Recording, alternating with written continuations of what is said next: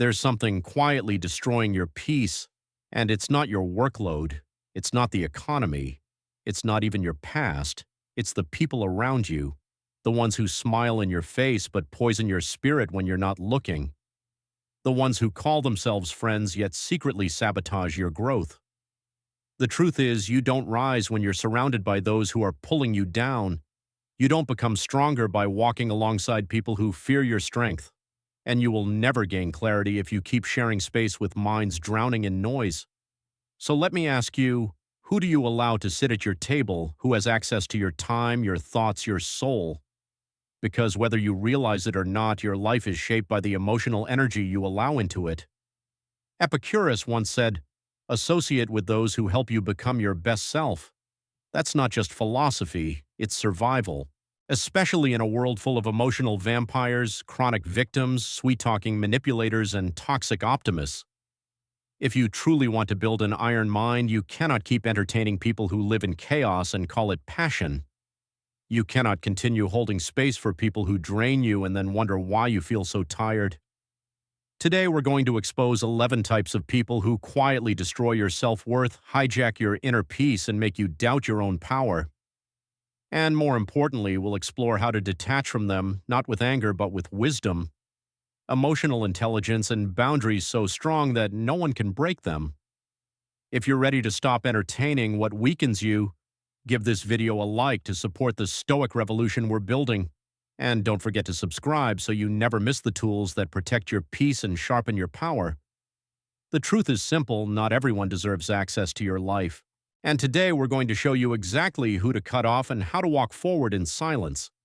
Stronger, clearer, and untouchable. Let's begin. Don't explain your philosophy, embody it. Epictetus. You know this person. They don't scream, they don't lash out. But every conversation feels like acid dripping into your mind. They complain about their job, they complain about their partner, they complain about the weather, the government, society, everything except themselves. And the worst part, they never change. At first, their complaints sound harmless. After all, don't we all vent sometimes? But this goes far beyond a simple rant. Chronic complainers don't seek solutions. They speak only to reinforce a worldview of bitterness, helplessness, and blame. And if you're not careful, you'll start to see life through their lens. Suddenly, your job feels inadequate, your relationships feel flawed, and the peace you once held steady begins to crack. This is not random. This is emotional contamination, and Stoicism has a powerful lesson for us on how to deal with chronic complainers. Marcus Aurelius once wrote, "When you wake up in the morning, remind yourself the people I meet today will be meddling, ungrateful, arrogant, dishonest, jealous, and surly." This wasn't pessimism, it was preparation. A Stoic doesn't expect perfection from others, but they also refuse to be corrupted by other people's flaws. The chronic complainer lives in direct opposition to Stoic values.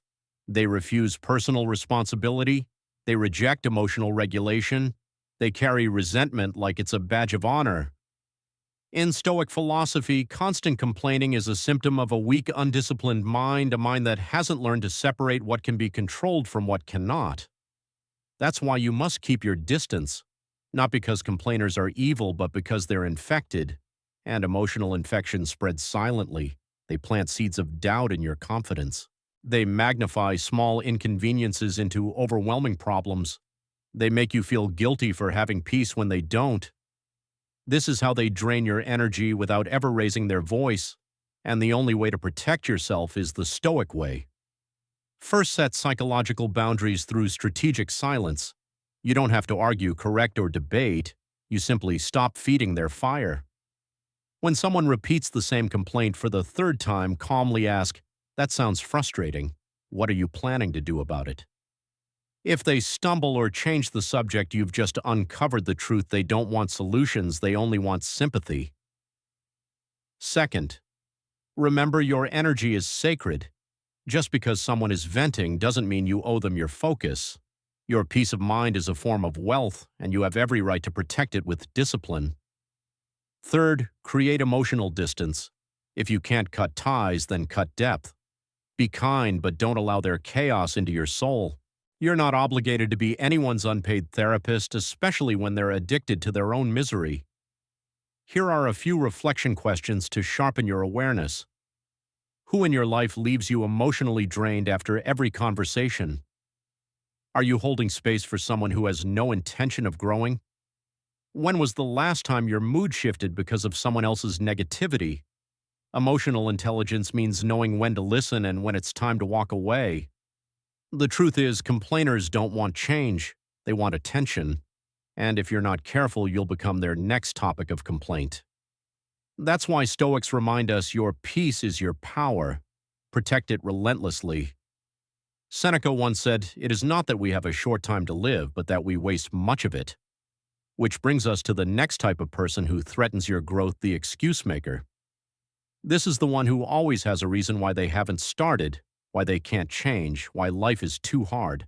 It's not that they lack intelligence or opportunity. What they lack is accountability. And if you keep them close, their excuses will quietly infect your mindset with self-doubt, complacency, and a watered-down version of your own potential. Excuses are even more dangerous than failure. Failure teaches, excuses trap. They don't look toxic on the surface, but they slowly erode the strength of your spirit. Excuse makers often sound rational. I would do it, but now's not the right time. Not everyone is meant to succeed. Some people just get lucky. Discipline. That's just not my personality. On the surface, these statements feel logical, even harmless. But here's the truth. Excuses are nothing more than fear wearing a mask. They create a false sense of comfort so you don't have to confront the discomfort of growth. But that comfort always comes with a price: your ambition, your self-worth, and your evolution. The Stoics warned us about this long ago. Seneca reminded us that time itself isn't the problem, how we waste it is. And one of the most subtle ways people waste their lives is by becoming experts at justifying inaction. Excuse makers violate Stoic principles because Stoicism is built on one powerful idea: your strength lies in what you can control: your thoughts, your discipline, your effort, your attitude. The excuse maker surrenders all of that. They hand over their agency to luck, to circumstances, to other people, and then call it being realistic. But Marcus Aurelius made it clear you have power over your mind, not outside events. Realize this and you will find strength. Excuse makers live in denial of that truth, and if you spend too much time around them, you'll start to lower your own standards just to fit their comfort zone. Suddenly you find yourself thinking, maybe I'm pushing too hard, maybe I should lower the bar, maybe self-discipline really is too extreme. And before you realize it, you start believing that average is acceptable and excellence is obsessive. But the Stoic reality is this growth requires friction. Self-mastery demands responsibility. You cannot build a strong high-performance mindset in an environment that rewards excuses and punishes effort. So how do you handle excuse makers the Stoic way? First, lead by example, not confrontation. Stoics don't waste energy arguing, they demonstrate. Let your habits, your consistency, and your discipline do the talking. You don't need to prove anyone wrong. You just need to keep showing what's possible when you take ownership of your life. Second, pay attention to your inner dialogue. Excuse makers often plant their mindset into your language. Notice when you catch yourself saying things like, "I'll try," "I'll do it when I can," maybe later. Replace those with powerful, action-oriented words: "I will." "This matters. Let's go." This is emotional intelligence in action, choosing words that reinforce action instead of avoidance. Third, build boundaries around your energy. You don't need to cut everyone off, but you do need to protect your time and space from people who normalize self-sabotage. If someone is always justifying their stagnation and it starts bleeding into your focus, pull back. Reflection is the key to awareness. Who in your life always has an excuse ready, no matter the situation? How often do you catch yourself echoing those excuses in your own mind?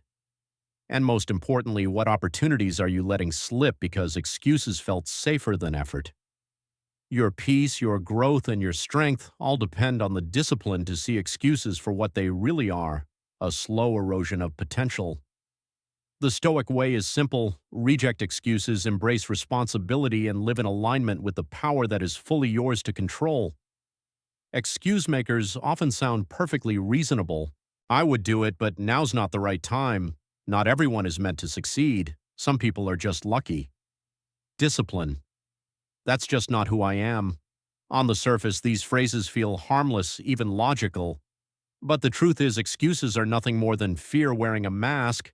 They create the illusion of safety so you don't have to face the discomfort of growth. But that false comfort always comes at a cost: your ambition, your self-worth, and your evolution. The Stoics warned us about this trap. Seneca taught that time itself isn't the issue, how we waste it is. And one of the most subtle ways people waste their lives is by becoming masters at justifying inaction. Excuse makers violate the very foundation of Stoicism. Stoic philosophy is built on the idea that your power lies in what you can control: your thoughts, your discipline, your effort, your attitude. But the excuse maker surrenders all of that. They hand their agency over to chance, to circumstances, to other people, and then try to convince you that it's just being realistic. But Marcus Aurelius made it clear you have power over your mind, not outside events. Realize this and you will find strength. Excuse makers live in denial of this truth. And if you spend too much time around them, their mindset begins to rub off on you. You start to question yourself. Maybe I'm pushing too hard.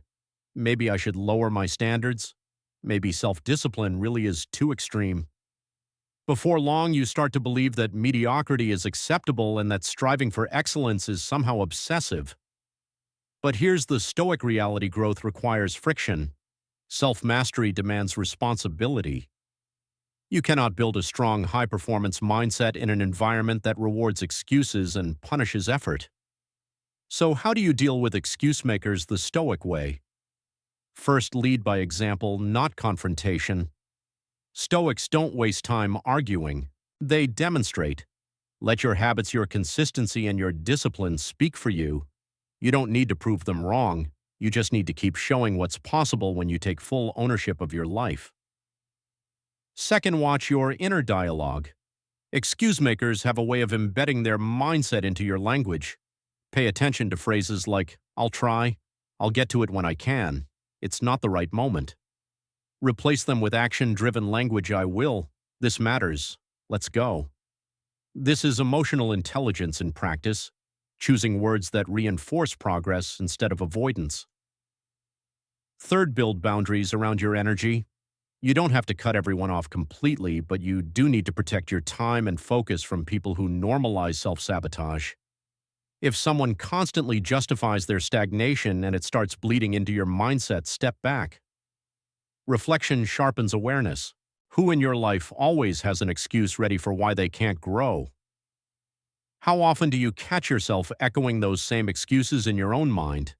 And most importantly, how much of your potential are you sacrificing just to stay in their comfort zone? Your peace, your growth, and your power depend on rejecting excuses. The Stoic path is simple: distance yourself from excuse energy, take responsibility for your choices, and keep moving forward with clarity and strength. Who in your life always has a reason not to take action? Have their words ever made you doubt your own ambition or slow your pace to match their fear? Ask yourself, are your decisions based on logic and values, or are they shaped by someone else's hesitation? Remember this timeless truth: the more you sweat in silence, the less you bleed in regret. Excuse makers aren't evil people, but they are dangerous to your discipline. They teach you to make peace with mediocrity, to soften your edge, to put off your greatness until life feels perfect. But the Stoics knew the reality: life will never be perfect. What can be perfect, however, is your effort. So choose effort, choose action. And if that means walking alone, then walk with pride, because walking alone with purpose is better than standing still in the crowd of excuses. Marcus Aurelius reminded us, "You always own the option of having no opinion." And that brings us to another type of person who threatens your peace: the gossiper.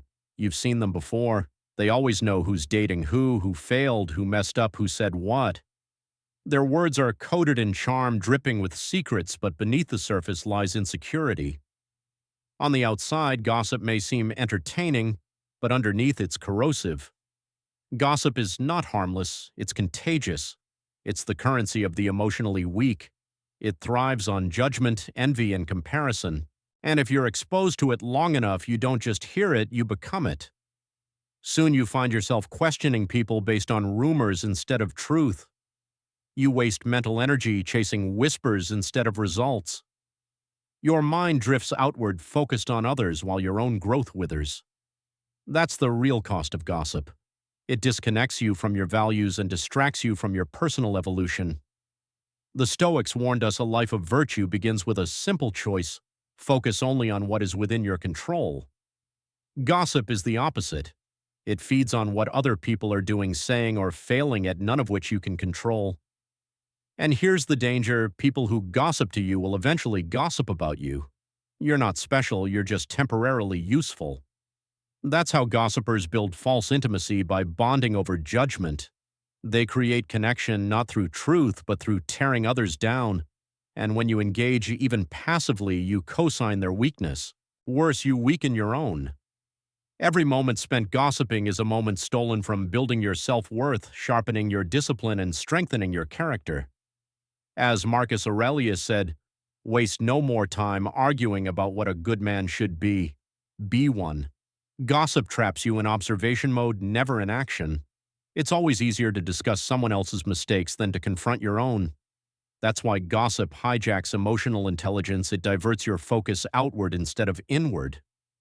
Gossipers disguise opinion as fact, use charm to manipulate attention, and trick you into self-comparison instead of self-awareness.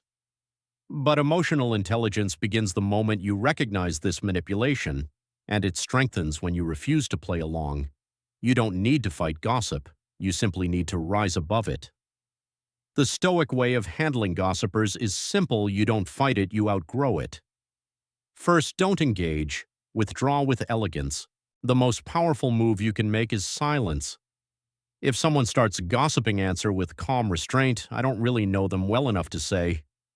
Or even better, redirect with, "Let's talk about something that actually helps us grow." You don't need to lecture or scold. You simply refuse to participate in their mental laziness.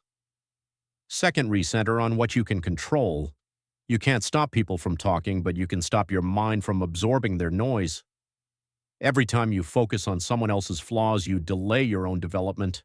And if self-mastery is your mission, that delay is a luxury you cannot afford. Third, audit your environment. Ask yourself, who in my life thrives on the downfall of others? Who constantly talks about people but rarely talks about ideas, goals, or growth? Then act accordingly. You are not obligated to entertain weakness, no matter how charming it may appear. Reflect with honesty. Have you ever repeated gossip only to regret it later? Are your conversations about people's lives or your own progress? Do you respect yourself enough to walk away from unproductive dialogue? Socrates once said, "Strong minds discuss ideas, weak minds discuss people." Gossipers don't need your judgment, they need your absence, because every second you feed their drama is a second stolen from your discipline. And in a Stoic life, there's no time for distractions. You have a mission, you have a mind to protect, you have inner peace to preserve. So when gossip comes your way, remember this: silence isn't weakness, it's wisdom in motion. Epictetus reminded us, "Wealth consists not in having great possessions, but in having few wants. True strength is found in simplicity, not in drama." And that brings us to another subtle threat to your peace: the envious. This person rarely shows their hand openly. Their silence is louder than their words. They're the one who doesn't clap when you succeed, the one who ignores your good news, the one who looks you in the eye yet quietly hopes you fail. Envy doesn't just resent your success, it sabotages your peace, your confidence, and your ability to embrace your worth. And its danger isn't loud, it's subtle. It slips into your life quietly. Third, choose peace over proximity. If someone's anger routinely invades your peace, walk away through backhanded compliments, fake smiles, sudden distance after your achievements, or sly questions like, "Don't you think you're doing too much?" The envious don't target your weaknesses. They target your strengths because your growth is a mirror reflecting everything they've chosen not to pursue, and that truth stings. The Stoics saw envy as irrational. Why? Because it shifts focus from what you can build within yourself to what others already have. Envy drags your attention away from effort, discipline, and virtue and anchors it to outcomes you cannot control: someone else's possessions, achievements, or recognition. Epictetus reminded us, if you want to improve, be content to be thought foolish and stupid. Because real growth isn't about validation from others, it's about inner development, not external comparisons. But the envious don't live by this code. Their worth is measured by comparison, and comparison is the thief of peace. When you rise, the envious feel small, and instead of rising with you, they subtly, consistently, and sometimes cruelly try to drag you down to their level. That's the emotional toll of envy. Keep envious people close for too long and something dangerous happens. You begin to shrink yourself just to make them comfortable. You hesitate before sharing your joy. You downplay your success so you don't appear too much. And slowly, without even realizing it, you start to believe that your light is a burden. But that's not humility, that's self-sabotage. The longer you tolerate envy, the more you abandon the full expression of your potential. You were not born to dim your light. You were born to live in alignment with your purpose, and that means celebrating your growth without guilt. How do you handle the envious the Stoic way? First, practice detachment. Their emotions are not your burden. If someone resents your growth, that's their wound to heal, not yours to fix. You can be kind, you can be graceful, but you are not responsible for managing another person's insecurity. Second, protect your peace by protecting your wins. Not everyone deserves access to your victories. It's okay to share less. It's okay to grow in silence until you find a circle that celebrates you instead of competing with you. That's emotional intelligence in action, knowing who you can trust with your joy and who turns it into discomfort. Third, replace envy with admiration, both in yourself and in others. When you see someone succeed, let your instinct be curiosity, not comparison. Ask yourself, what can I learn from their journey? And when you succeed, celebrate without shame, because a high-performance mindset requires self-respect. Reflect for a moment. Who in your life goes silent when you share good news? Have you ever dulled your shine to avoid making others uncomfortable? Are you surrounded by people who cheer for you or by those who secretly compete with you? Remember, your success will test more relationships than your failures ever will. Envy is not about you, it's about what someone else refuses to face within themselves. But if you keep excusing their energy, you'll eventually mirror their mindset. You'll start believing that confidence is arrogance, that ambition is selfish, that staying small is the price you pay for peace. But Stoicism reminds us peace doesn't come from shrinking. Peace comes from standing tall with clarity, with virtue, and with an iron mind. So the next time someone refuses to clap for you, walk away. Because real friends don't fear your light, they rise with it. Seneca once said, the greatest remedy for anger is delay. And that leads us to another type of destructive energy, the hot-tempered. You've met them. They snap at waiters. They slam doors when things don't go their way. They turn every disagreement into a battlefield. They walk into a room and leave behind emotional debris. These are the people who confuse anger with strength. But here's the truth: a person ruled by their temper isn't powerful, they're possessed. And if you stay around them long enough, you risk becoming just like them, reactive, unstable, and ultimately weak. Because anger is not a flex. Anger is the loss of command. In today's culture, rage is often glorified. Movies, music, even politics portray explosive outbursts as passion, strength, or power. But the Stoics saw it very differently. Seneca didn't hold back when he said anger is a brief madness. Control it, or it will control you. And here's why. Anger makes you easy to manipulate. It clouds your judgment. It trades long-term wisdom for short-term domination. In truth, anger is the emotion of the undisciplined. At the core of Stoicism is self-mastery, the ability to govern your mind no matter what the outside world throws your way. But the hot-tempered live in constant emotional exposure. They're slaves to every stimulus. Someone disrespects them, they explode. A delay happens, they erupt. A plan changes, they fall apart. That isn't strength. That's predictability. And predictability is weakness because if the world can provoke you at will, you are not in control. Your environment is. The danger of staying close to angry people is that over time you normalize their behavior. You begin to brace for their explosions. You walk on eggshells. You tell yourself, that's just how they are. But the psychological cost is enormous. Your emotional safety becomes compromised. Your nervous system stays in defense mode. You stop responding with clarity and instead live in constant reaction. Even worse, their anger begins to shape your mind. You start to believe that reaction equals power when in reality reaction is surrender. So how do you handle the hot-tempered the Stoic way? First, master yourself before trying to manage them. You don't put out a fire by throwing gasoline on it. The Stoic doesn't match rage with rage. They disarm chaos with composure. When someone explodes, you don't escalate, you observe. You breathe, you detach. This isn't weakness, it's emotional intelligence under pressure. Second, withdraw your emotional availability. Anger addicts feed on your reactions. They want to provoke you so they can justify themselves. Take that fuel away. Respond with clarity or don't respond at all. Let them burn out in their own fire.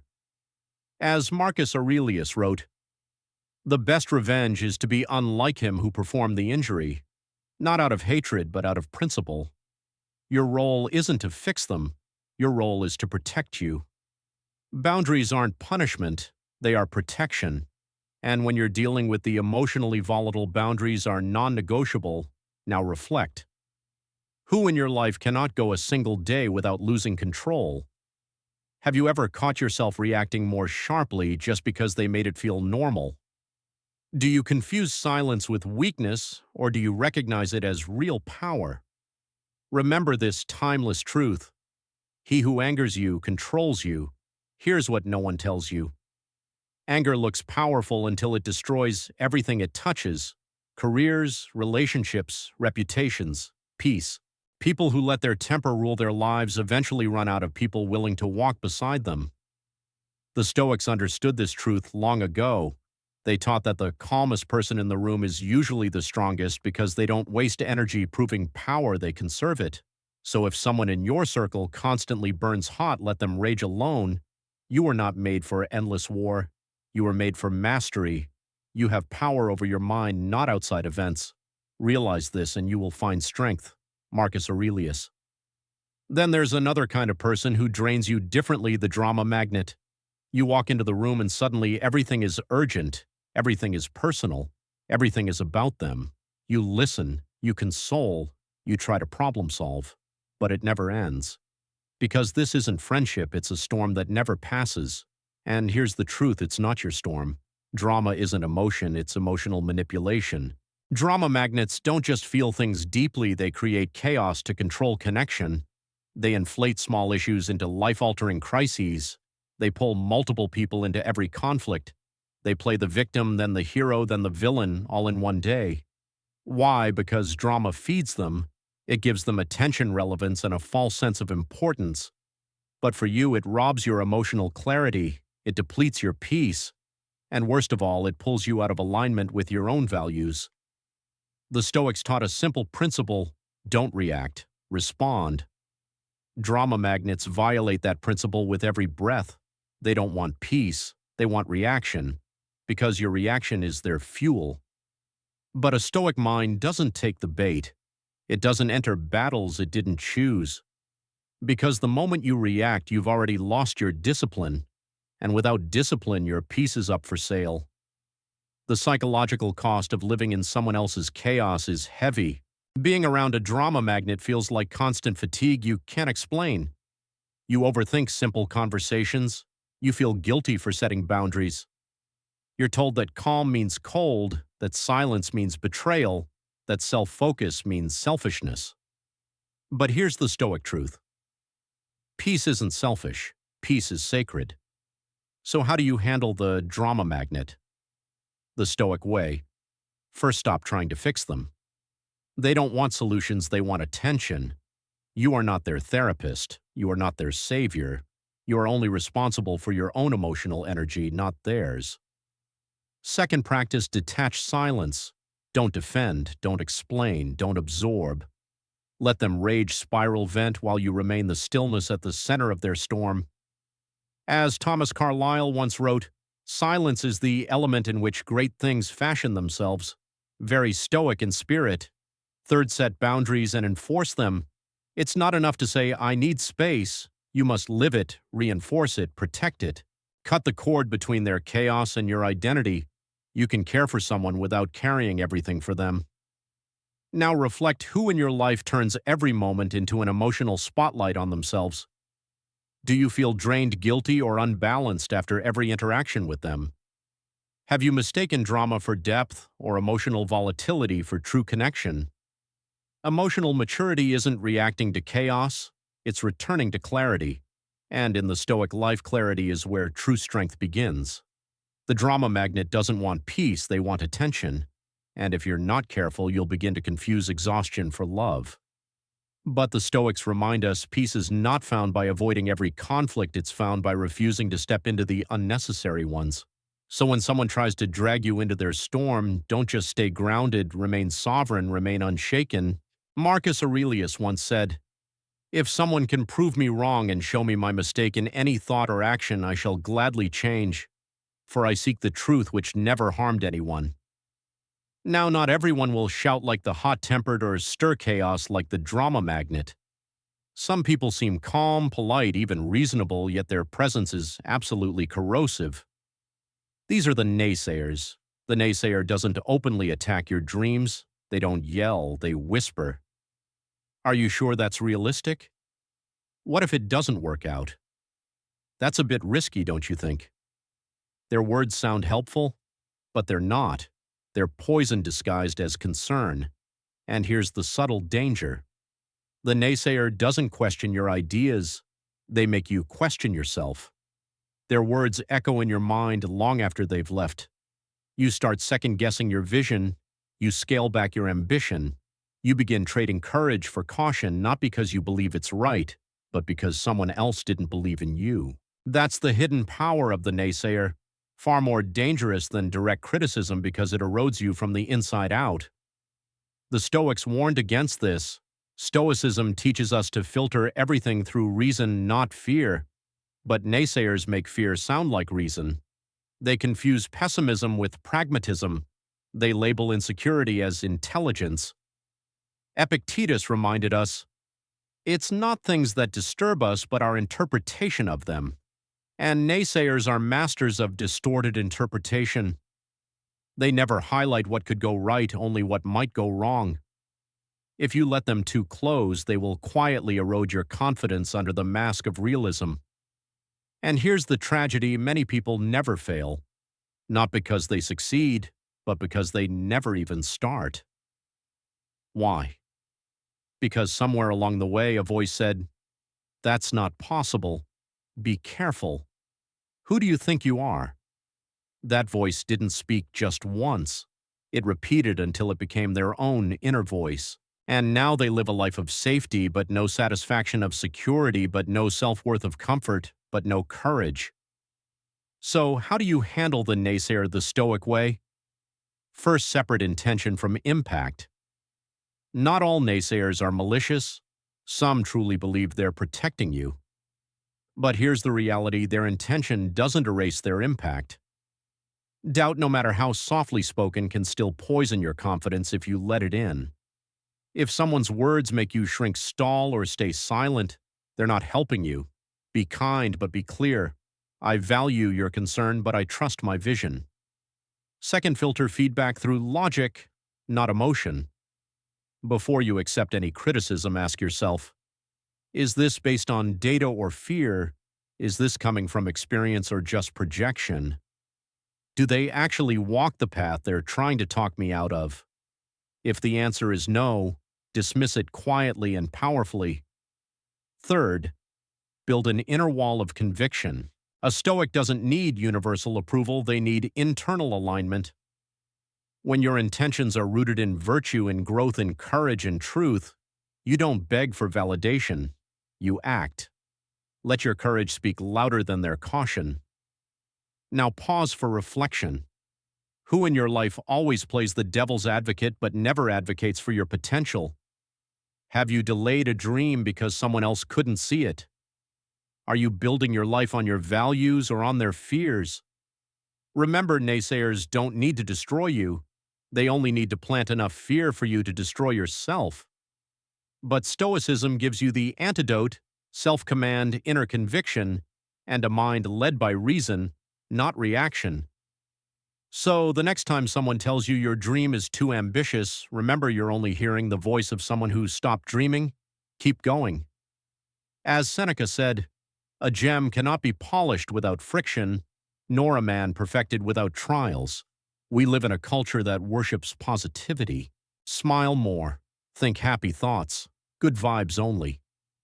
It sounds uplifting until it becomes a trap, because not every moment is meant to feel good, and not every truth is meant to be sugar-coated. Some storms are meant to be faced, not denied, but the toxic positivist doesn't believe that. They cover every wound with glitter. They call pain low vibration. They treat emotional honesty as weakness.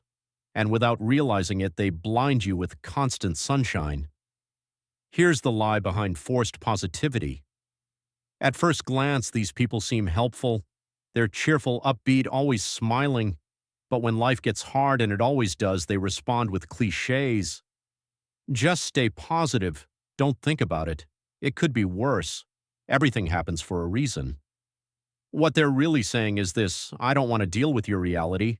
I'd rather bypass your pain than face it with you. Let's pretend everything's fine even when it's not. That's not support. That's spiritual avoidance. And Stoicism has no tolerance for denial disguised as encouragement. Because Stoicism isn't about pretending life is good, it's about preparing for when it's not. It's about facing suffering with courage, not covering it with cliches. It's about seeing reality clearly even when it's brutal.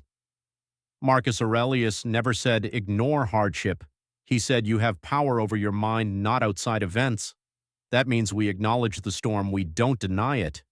We choose not to let it dictate our inner weather. The toxic positivist does the opposite. They ignore the storm completely. And worse, they teach you to feel guilty for not smiling through disaster. That's the hidden damage of forced optimism. When you're surrounded by those who refuse to face reality, you stop expressing yourself honestly. You bury emotions instead of processing them. And every time you do, you lose a piece of your peace. When you begin to associate sadness with failure, you step onto dangerous ground. Because pain that is buried doesn't vanish, it festers. It transforms into anxiety, resentment, isolation, and eventually emotional detachment. The Stoics understood this well. Pain is a teacher if you're willing to listen. But the toxic positivist tells you to silence that teacher and smile anyway. That's not strength, it's suppression. So how do we handle toxic positivity? The Stoic way: first, replace forced positivity with rational optimism. Stoicism is not about being negative, it's about being prepared. A Stoic asks, what's within my control? What can I learn? What can I endure? You don't need blind faith. You need clear vision paired with grounded action. Second, create space for emotional honesty. You are allowed to say, this hurts, this is hard, I don't have it figured out. That's not weakness, that's emotional intelligence. And any relationship that doesn't allow that honesty is not a safe place for your growth. Third, stop mistaking denial for wisdom. If someone constantly tells you to avoid negative thoughts, ask yourself, are they really helping me grow or just keeping me comfortable in delusion? Pain is real, and Stoicism doesn't hide from it. It teaches you to train through it. Now reflect, do you feel safe expressing pain, or do you feel like you always have to pretend you're okay? Have you ever silenced your struggles just to make someone else comfortable?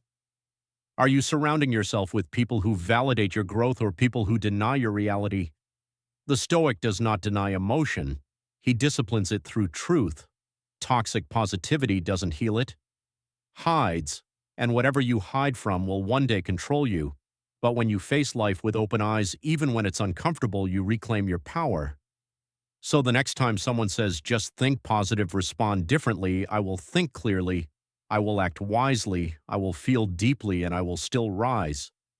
That's not low vibration, that's inner power. As Epictetus said, it's not what happens to you, but how you react to it that matters. We've all been hurt, betrayed, rejected, overlooked, undervalued. Pain is part of life, but staying stuck in pain, that's a choice. The victim doesn't just feel pain, they wear it like a uniform. Their wounds become their identity. Their trauma becomes their conversation starter. Their helplessness becomes their comfort zone. And if you stay too close, they'll invite you into their world, a world where nothing is ever their fault and everything is someone else's responsibility. There is a difference between being a victim and living as one. We all experience injustice, but the Stoic refuses to let injustice define them. The victim, however, replays the same story again and again. They blame others, the system, the universe. They avoid growth by saying, "This is just who I am now." But that is not identity, that is surrender. That's the danger of emotional resignation.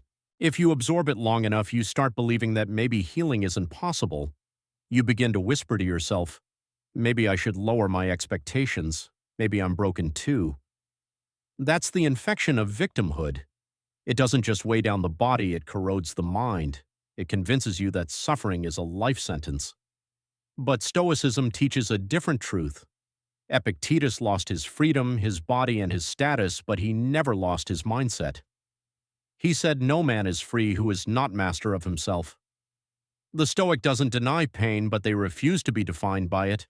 To be Stoic is to say, yes, this happened, yes, it hurt, but now what will I do with it? That's not denial, that's self-command. The danger of staying around people who live in constant victimhood is subtle but real.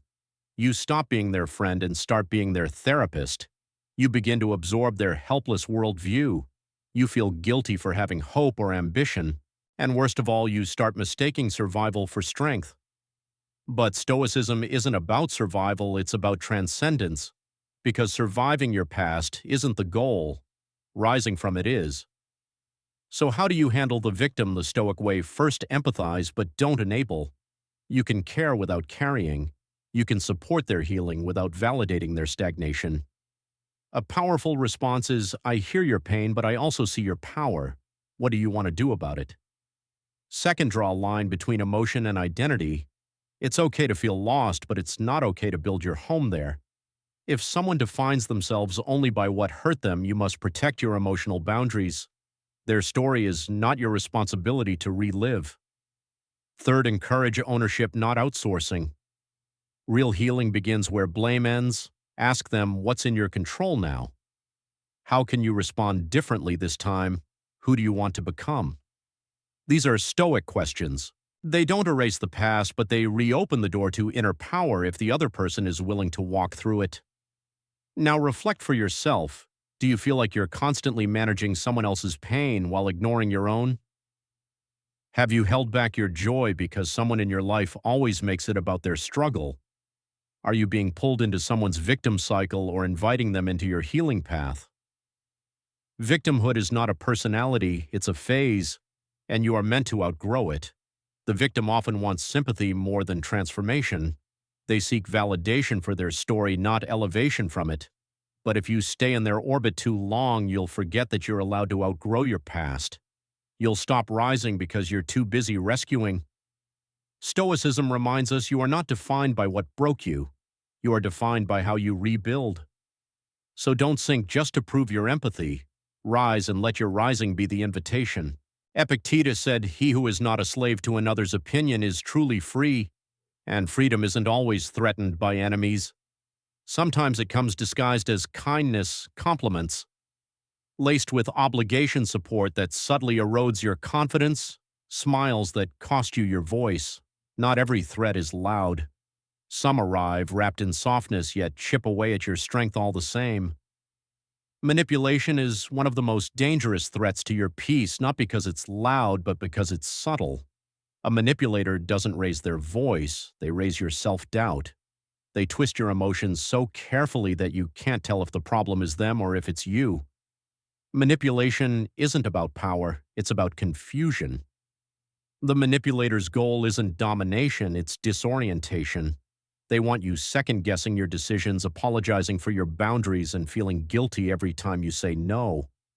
Because as long as you're confused, you'll stay compliant. And here's the trap: the more emotionally intelligent you are, the easier it is for them to exploit you. They know you'll listen, they know you'll care, they know you'll hesitate before walking away.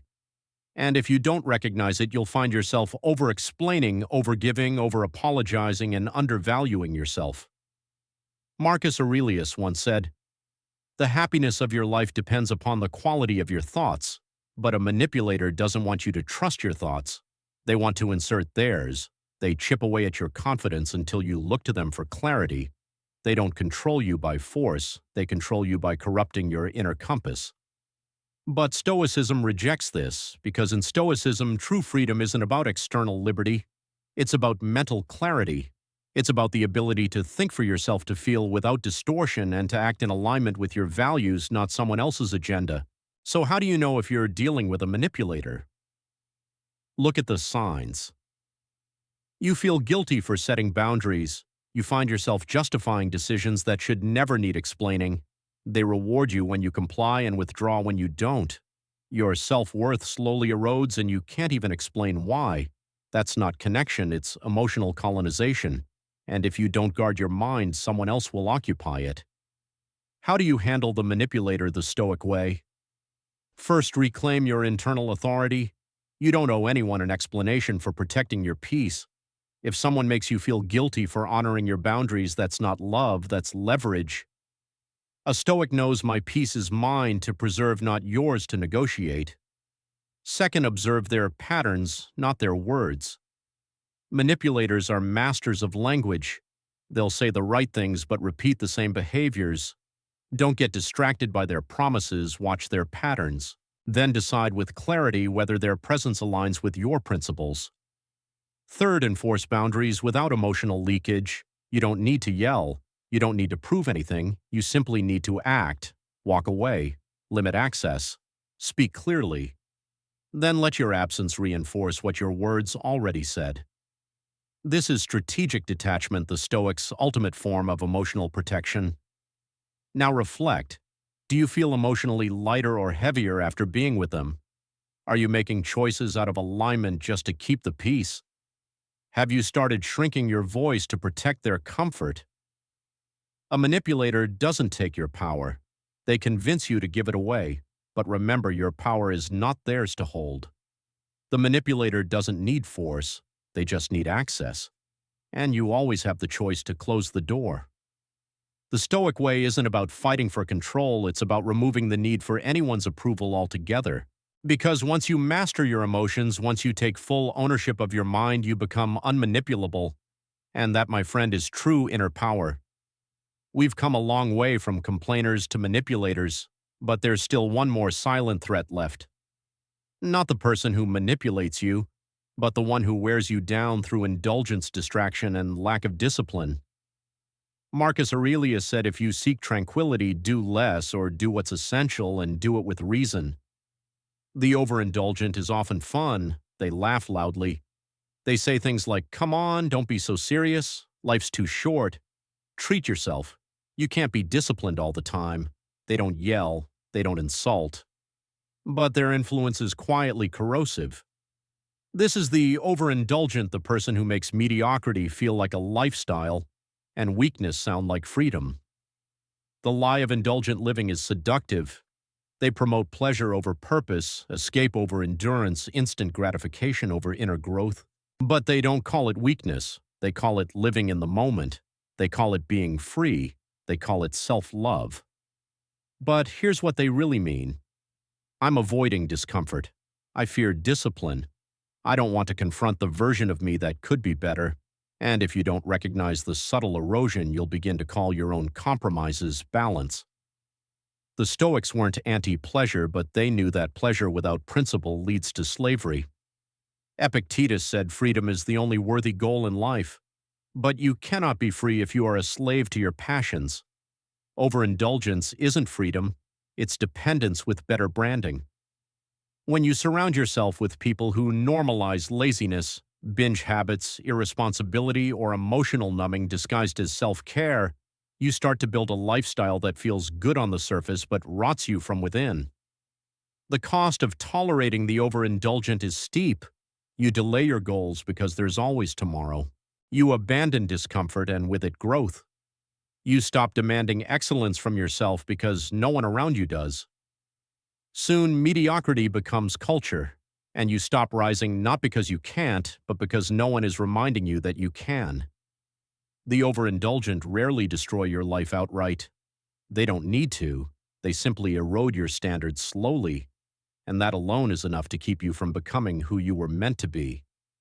So, how do you handle the overindulgent the Stoic way?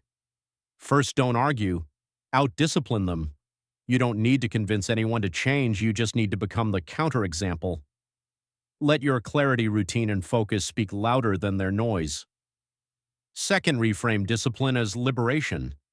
To the undisciplined, structure looks like a prison, but to the Stoic, structure is the path to freedom. Discipline isn't punishment, it's the ultimate expression of self-respect. Third, protect your inner environment. If you're constantly surrounded by people who ridicule structure, belittle growth, or avoid challenge, change the room. You don't need to become a monk, but you do need to guard your momentum as if your life depends on it. Because in truth it does. Reflection questions for personal power. Are you calling compromise balance? Who in your circle normalizes mediocrity? And are you protecting your standards or letting them quietly fade? Have you ever excused self-sabotage by calling it self-love? Who in your life encourages comfort over commitment? Are you living with intention or just reacting to pleasure? Because true freedom isn't doing whatever you feel like. True freedom is having the strength to do what serves your highest self. The overindulgent often mean no harm, but they normalize the very habits that keep you average. And in a world where ease is worshipped, discipline becomes rebellion. So live with restraint. Speak with purpose. Build a life that makes indulgence look like a cheap substitute for what you were truly meant to do. As Epictetus said, associate with those who help you become the best version of yourself. You've seen it now, not just the obvious enemies, but the subtle ones, the sweet ones. The ones who drain your spirit in whispers, not screams. Some call them friends, but their patterns reveal the truth. They complain and call it connection. They lie and call it protection. They manipulate and call it love. They normalize weakness and call it freedom. And deep down, you've always known. You've spent enough time tolerating what your soul already told you was eroding your strength.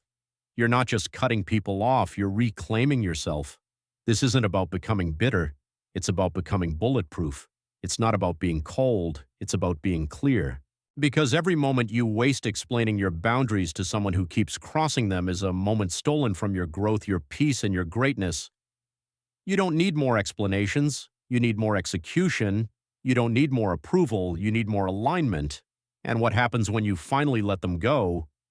You create space for emotional intelligence, for self-worth, for inner peace, for spiritual discipline, for a high-performance mindset that no longer bends for low-frequency people. So let them talk. Let them wonder, let them regret.